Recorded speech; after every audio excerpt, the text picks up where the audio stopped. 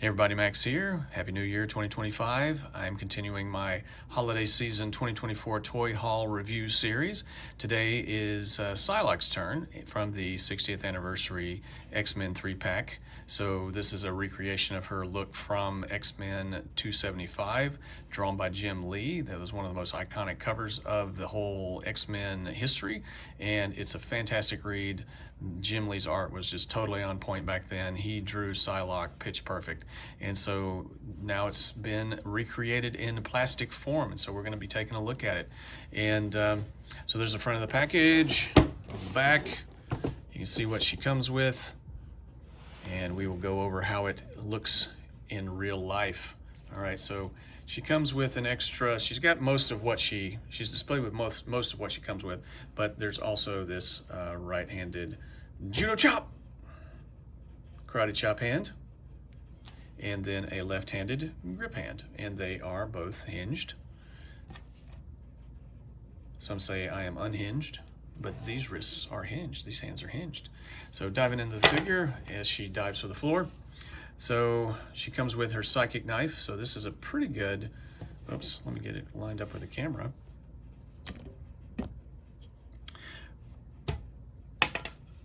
I don't think I've ever seen this particular piece used before, so this may be just completely unique to Psylocke because it represents her psychic knife, the focused totality of her telepathic abilities, as was said repeatedly during that run.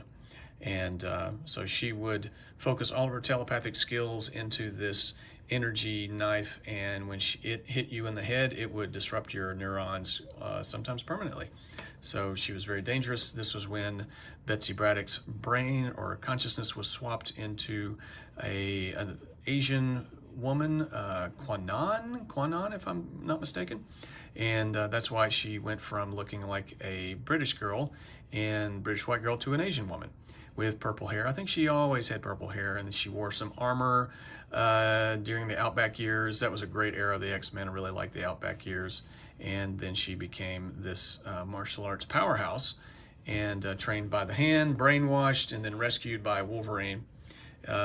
She comes with this, I guess what's supposed to be a psychic sword. She did not have this representation of her powers during that 275 issue, so maybe this came later. I don't know. And then it comes with this flame effect, all cast in this kind of translucent violet color. And I'm pretty sure this mold is probably the Muramasa. Can't say it. Oh my gosh. The Cowboy Wolverine has a sword that looks exactly like this, the Muramasa blade. I think I'm saying it right. Forgive me, I don't speak Japanese, and but that's what it looks like. And she holds it fairly well, and then it has this kind of pretty cool flame effect that you see. It slides right on there. So getting into the figure herself, this is a pretty good representation of her, and it's pretty good female body mold as well.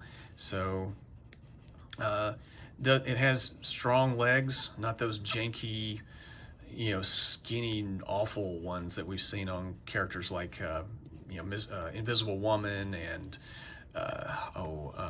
Madam Hydra. Golly, those legs were terrible. And so yeah, this is a pretty good looking figure. The purple got the hair's sculpted fairly well. A few different, it's like black and purple maybe, or darker purple and then a lighter purple. And, it looks like Psylocke, I gotta say. She looks like she means business, very attractive. She was always drawn very sexy, and this kind of captures that look. Pretty good red in the lips, also some purple hue to the eyebrows, so nice attention to detail, as well as violet eyes and some rose to the cheeks. And so yeah, that is a fairly solid, and I like how the hair, normally I don't like, characters that have long hair. It's a trade-off. You're going to represent the character properly, you are going to lose articulation, kind of like the new She-Hulk figure.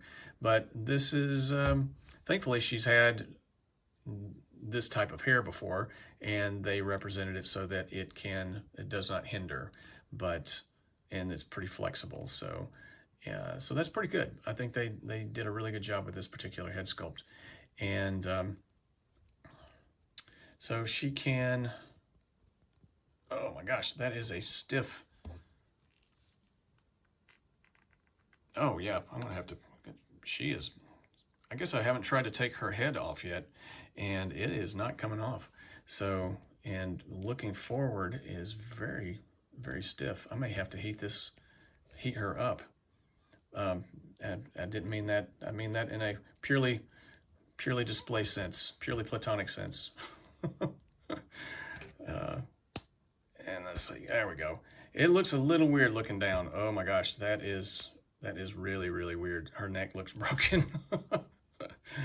So, yeah. But she turns side to side fairly well.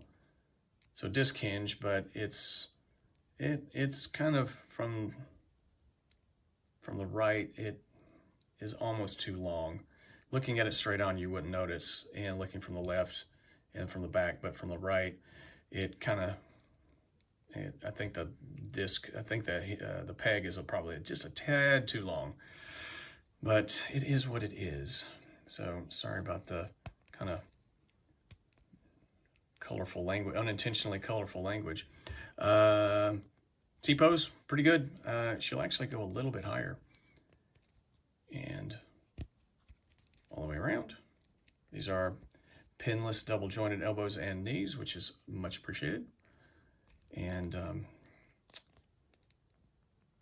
yeah, I probably should have heated her up before I did this review, but get pretty good range of motion on the elbows.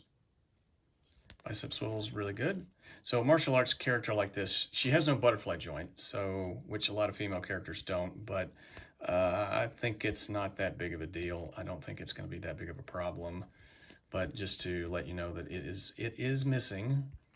They have not yet crafted a good butterfly. Maybe that the Black Widow that came out last year or the year before, I think she might have had a butterfly joint, but if memory serves, correct me if I am wrong in the comments section. So she has a diaphragm cut, and like so many diaphragm cuts, going forward is limited, but going back you get more. So I don't understand the fascination with diaphragm cuts if it kind of defeats the purpose of giving range of motion. So I don't know what the deal is. I guess there's trade-offs either way. It rotates a bit.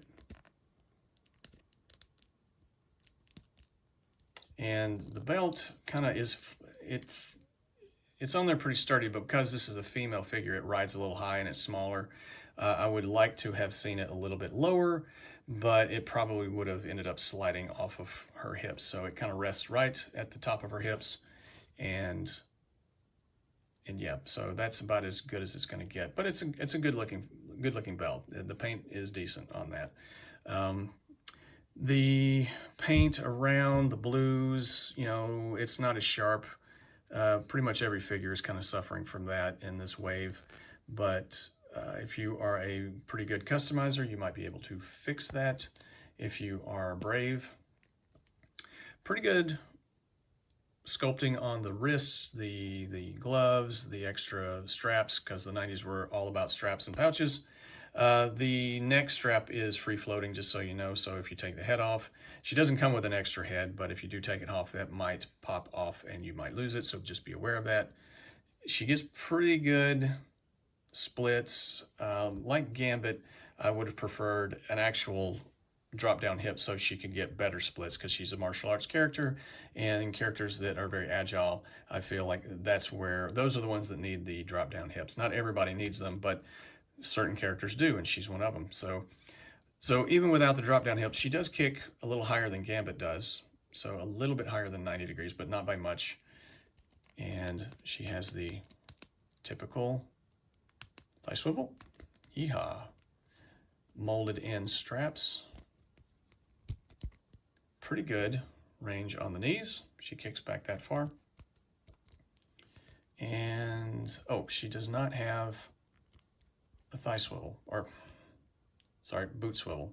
That is kind of surprising to me, honestly, that they didn't do that.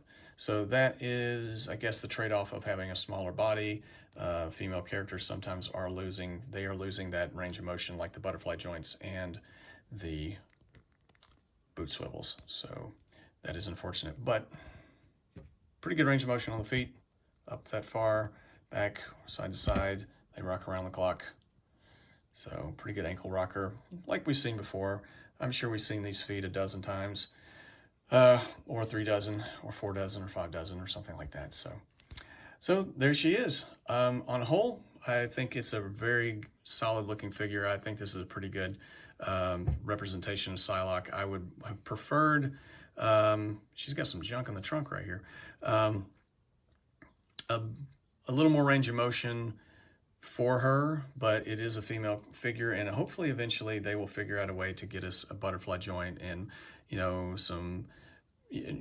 just some better range of motion for some of these female figures. But on a whole, I think it's much better than what we've seen in the last few years. Some of the figures, older figures that I picked up for like cheap at Ollie's, this is much better. Just a strong female body, and you know, shows that she's fit and strong and knows how to handle herself. So yeah, this is a really good figure, and I really like Psylocke. Psylocke is a very key member of the X-Men. Particularly this iteration of her, and I've always liked her.